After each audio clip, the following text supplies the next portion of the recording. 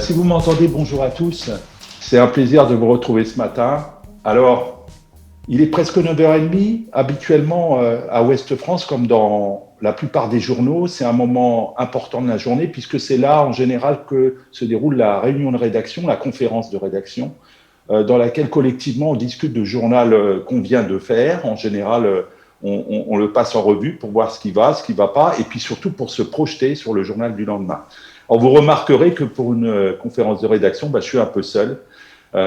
Évidemment, on est nous aussi dans des circonstances très particulières, puisque depuis le deuxième confinement, donc depuis un peu plus de 2 semaines, l'ensemble du journal est passé en 100% télétravail.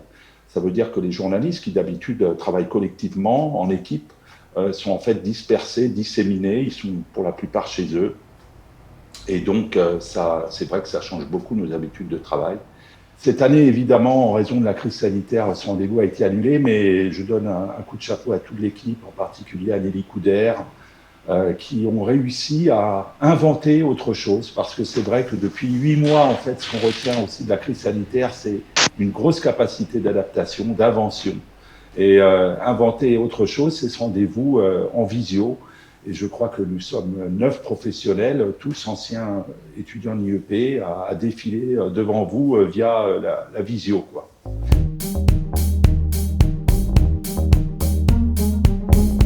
Je suis arrivé à Bordeaux alors que j'avais déjà fait des études à Rennes. J'ai également fait des études à Strasbourg. Et à l'époque, mon projet professionnel, c'était d'entrer dans l'administration territoriale. Donc on était un peu loin du journalisme. J'ai fait la section service public. Et mon job, c'était d'intégrer donc l'administration des collectivités locales. Je comptais préparer le concours d'attaché territorial ou voir si j'avais été talentueux, j'aurais peut-être même essayé administrateur territorial. Mais en tous les cas, c'était ce que j'espérais faire. Et puis en fait, une fois mes études terminées, c'était en 92, je me suis retrouvé à croiser complètement par hasard le chemin du journalisme.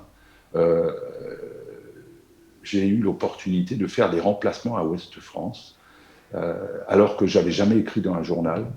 Et à l'époque, c'est vrai que les journaux recrutaient aussi sur des profils très variés. Alors même que j'avais pas fait d'école de journalisme, ils m'ont donné ma chance. Et donc, là, j'ai découvert quelque chose qui m'a immédiatement passionné, quoi. Alors, en fait, comme je dis souvent, ça n'a pas été non plus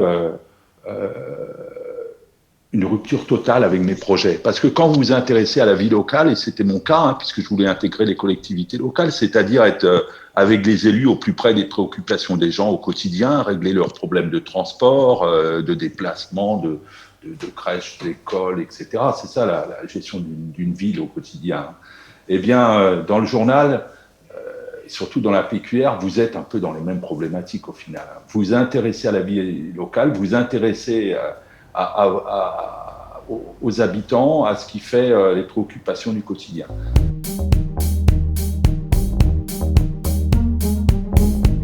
Alors, j'ai connu des années de précarité, parce que dans ce métier, souvent, on débute et on doit faire des années où on est souvent en petit contrat, en CDD et tout. Moi, ça a été mon cas. Pendant 5 ans, j'ai fait des remplacements dans des rédactions de Ouest France, un peu partout en Bretagne. Et puis ensuite, à partir de 95, j'ai réussi à décrocher un CDI. Et à partir de là, moi, je suis toujours resté à Ouest France. Alors, l'avantage, évidemment, de notre journal, c'est qu'il permet des progressions de carrière, puisque la zone est très vaste. Comme je vous l'ai dit, on a près d'une 50aine de rédactions. Ça va de la petite agence où le journaliste est seul, jusqu'aux grosses rédactions comme ici à Rennes. Donc, on peut faire un parcours intéressant, avec pas mal de possibilités d'évolution.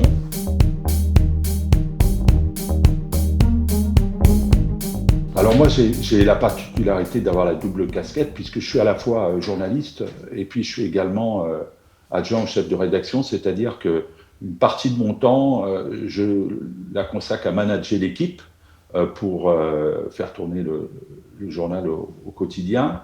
Et puis, quand je ne suis pas dans ce rôle de manager, je m'occupe tout simplement, je reviens à ma mission qui est la première, c'est-à-dire je suis journaliste de terrain, donc je me déplace beaucoup pour faire des reportages à l'extérieur, particulièrement moi je m'intéresse beaucoup à l'aménagement urbain. Je traite aussi beaucoup de politique ici, hein, c'est-à-dire je suis près des institutions comme le conseil municipal ou le conseil métropolitain. Et la mission du journaliste, elle reste la même toujours, hein, depuis le début, c'est-à-dire aller collecter des informations, les ramener, hein, en vérifier évidemment, et rendre compte comme ça au quotidien de l'information. Alors c'est vrai qu'on aura l'occasion sûrement d'en parler. Bien sûr que en matière d'outils, ça a beaucoup évolué, hein. Avant, on passait énormément de temps à l'extérieur. Aujourd'hui, on en passe beaucoup, mais on est aussi souvent au téléphone ou on est en contact avec des réseaux sociaux. Bref, la collecte de l'information, elle passe aujourd'hui par aussi tout ce qui est les tuyaux numériques. Hein. Ça nous est très utile et on voit qu'on a un tas de sujets qui arrivent maintenant aussi de ce qu'on voit sur le web.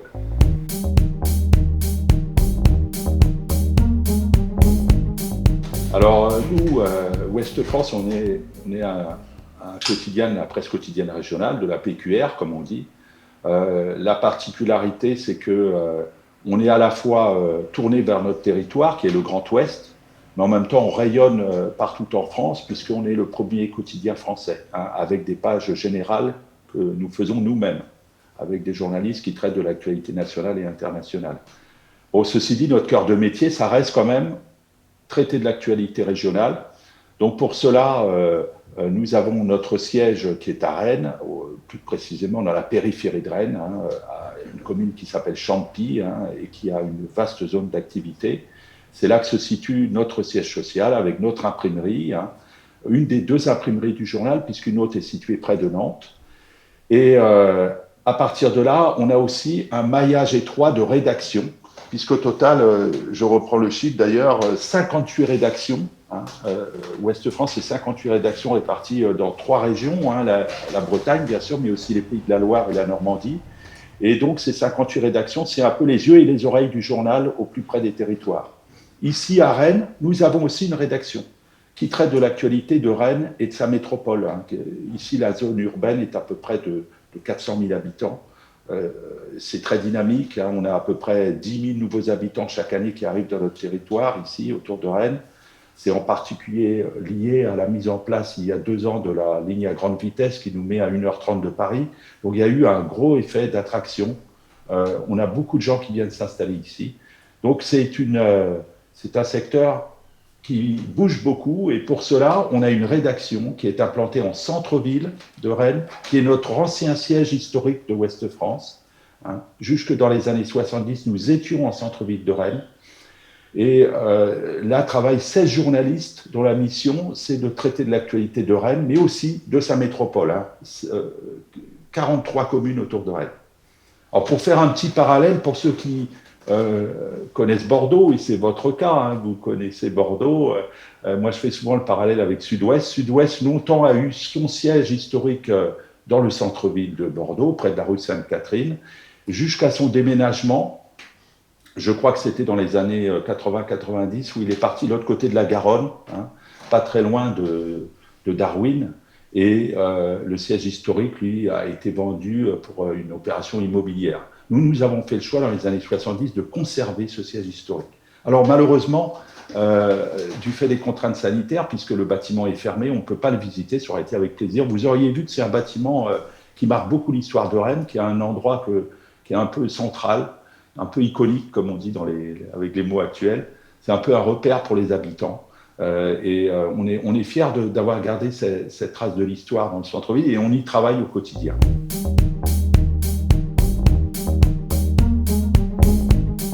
Il y a des chiffres qui sont plutôt rassurants. Je ne vais pas vous abreuver en chiffres, mais quelques chiffres à retenir. Du côté du print, le journal, c'est vrai, a connu une érosion, hein, progressive. Hein. Il est loin le temps où on tirait 1 million d'exemplaires. Ça, j'ai connu ces années-là. Hein. Les plus forts tirages, c'était notamment les jours d'élection, les lendemains d'élection, hein, présidentielles, municipales, etc., où on tirait 1 million d'exemplaires. Et on était en vitesse de croisière à 800 000 exemplaires par jour en moyenne. Sachez qu'aujourd'hui, on est à peu près à 650 000 exemplaires par jour. Donc, on ne s'est pas effondré, mais on voit bien quand même une érosion et qui se confirme. Hein. L'érosion est lente, mais elle est malheureusement marquée dans le temps. À côté de ça, on a eu un bond d'Internet, hein, c'est clair. Alors j'ai retrouvé des chiffres et vous allez voir qu'ils sont parlants. En 2014, hein, c'est pas si longtemps que ça, c'était il y a 6 ans, on était fiers d'annoncer que nos sites Internet avaient une audience de 16 millions de visites par mois, ce qui nous semblait déjà énorme. Hein, et d'ailleurs, on faisait partie des premiers sites en France d'information. 16 millions de visites par mois. Et bien aujourd'hui, et je vous donne les chiffres d'octobre, c'est-à-dire le mois dernier, on était à 160 millions de visites par mois, hein, 10 fois plus. Et nous sommes le 3e site d'information en France, derrière celui du Figaro, hein, qui caracole en tête, et le 2e étant BFM TV. Et nous sommes 3e. Hein. Alors, ce qui prouve qu'effectivement, ce qu'on a mis sur le net, avec notre savoir-faire aussi pour traiter l'actualité nationale et internationale, nous permet d'avoir une audience bien plus large que celle, évidemment, de l'ouest de la France. C'est comme ça qu'on est arrivé à ces chiffres. 16 millions, 160 millions, vous voyez un peu la force de frappe que représente le numérique. Et d'ailleurs, durant 8 mois de confinement, le numérique a sauvé quand même, avec le recul, pas mal de journaux. Parce que ce qui était vécu comme une contrainte il y a une vingtaine d'années, hein, quand on racontait l'arrivée du numérique dans les rédactions, est aujourd'hui finalement une opportunité, une chance. Voilà, je me demandais comment est-ce que vous faites pour vérifier l'info, en règle générale.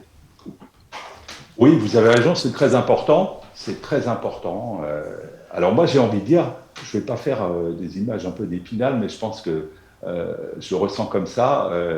Les réseaux sociaux, pour nous, aujourd'hui, c'est l'équivalent de la tournée des bistrots qu'on faisait il y a 30 ans. Quoi. Moi, quand j'ai débuté dans le métier, une des premières choses qu'on faisait le matin, c'est de faire 2-3 bars dans le quartier pour sentir un peu l'atmosphère et pour écouter les gens, pour entendre les conversations et apprendre des choses. Aujourd'hui, c'est les réseaux sociaux. C'est vrai que c'est important pour nous, comme je vous disais, parce que on fait une veille sur les réseaux sociaux quotidienne. Moi-même, je surveille les réseaux sociaux. On a des collègues qui s'y consacrent à longueur de journée. C'est là qu'on peut repérer beaucoup d'infos. Alors après, comment la vérifier? Et ben là, on utilise nos techniques habituelles. Hein. Dès qu'on voit une info qui peut nous intéresser, alors ça peut être très varié. Hein.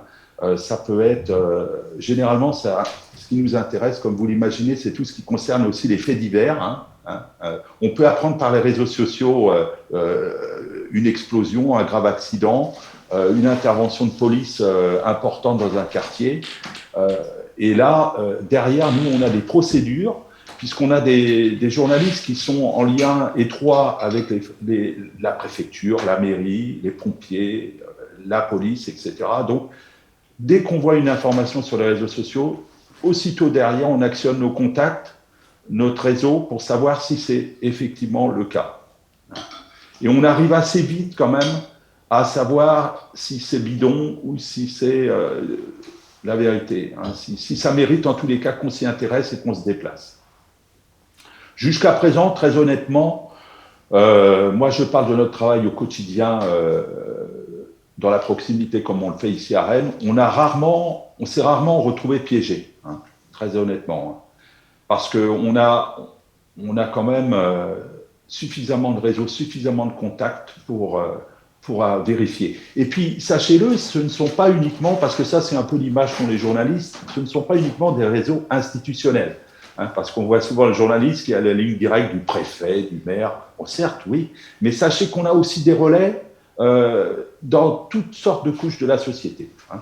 On peut très bien avoir des relais, des 06 pour appeler des syndicats, des milieux politiques, y compris à l'extrême gauche, etc., des commerçants, des gens qui peuvent nous renseigner sur toute chose. Hein.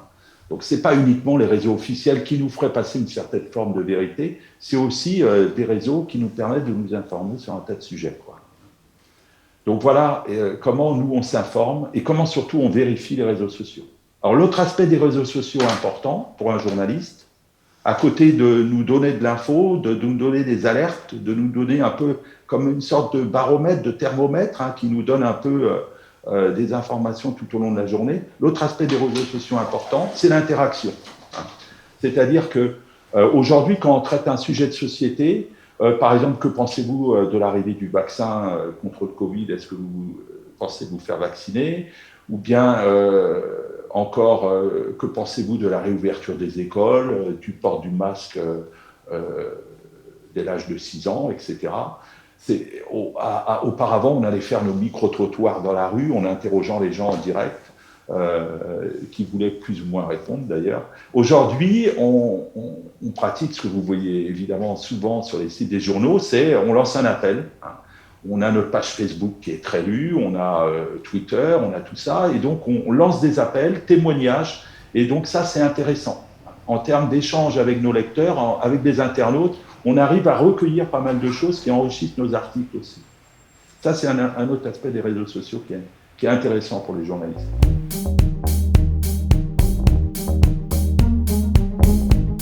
Ce métier, il permet en fait de rentrer, de franchir des portes, de rentrer dans un tas de milieux sociaux. D'où on ressort assez vite aussi, de toute façon, parce qu'il faut rester à notre place. Ça permet quand même d'élargir le champ de connaissances qu'on peut avoir de la société, quoi.